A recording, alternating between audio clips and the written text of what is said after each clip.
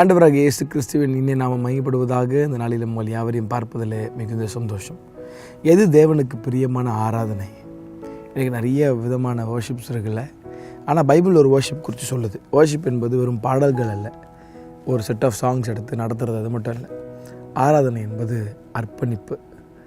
அது ரொம்ப விளக்கமாக அப்போஸ்தலனாகிய பவுல் ரோமருக்கு எழுதுகிற நிருபத்தில் சொல்கிறார் பாருங்கள், 12:1. அப்படி இருக்க சகோதரரே, நீங்கள் உங்கள் சரீரங்களை பரிசுத்தமும் தேவனுக்கு பிரியவுமான ஜீவ பலியாக ஒப்புக் கொடுக்க வேண்டும் என்று தேவனுடைய இரக்கங்களை முன்னிட்டு உங்களுக்கு வேண்டிக் கொள்கிறேன். இதுவே நீங்கள் செய்யத்தக்க புத்தி உள்ள ஆராதனை.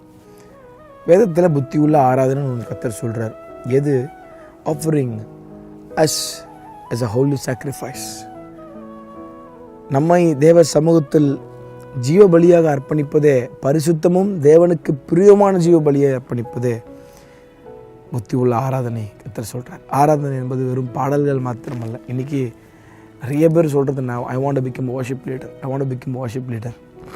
நல்லது, ஆனால் எது உண்மையான ஆராதனை? வெறும் பாட்டு பாடுறது மாத்திரமல்ல, சரீரங்களை தேவனுக்கு பிரியமான ஜீவ பலியாக ஒப்பு கொடுக்கணும். அப்போ தினந்தோறும் தேவ சமத்தில் ஒப்பு கொடுக்கும்போது, தேவனுக்கு பிரியமாய் நடக்கும்போது, அது தேவனுக்கு பிரியமுள்ள ஒரு ஆராதனையாக மாறும்.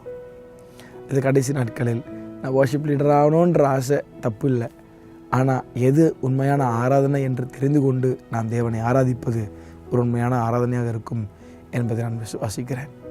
தேவனுக்கு பிரியமான உங்கள் சரீரங்களை, offer every part of your body as a holy sacrifice அப்படின்றார். உள்ள அசுத்தத்தை வச்சுட்டு சரீரத்தில் ஆண்டருக்கு பிரியமில்லை நடந்துட்டு தேவன் ஆலயத்தை கஷ்டப்படுத்திட்டு நான் ஆராதனை பண்ணுவேன்றதில் ஒரு பிரயோஜனம் கிடையாது. கர்த்தர் அந்த ஆராதனை அறிவிருக்கிறார். அப்போது புத்தி உள்ள ஆராதனையாக மாறணும்னா உங்கள் சரீரங்கள் பரிசுத்தமும் தேவனுக்கு பிரியவுமான ஜீவ பலியாக இருக்க வேண்டும் என்று அப்போஸ்தலனாகிய பவுல் நம்மை உற்சாகப்படுத்துகிறார். சிந்திப்போம், தேவனுக்கு பிரியமான ஆராதனை செலுத்துவோம். கர்த்தர் தாமே நம் யாவரையும் ஆசீர்வதிப்பாராக. ஆமென்.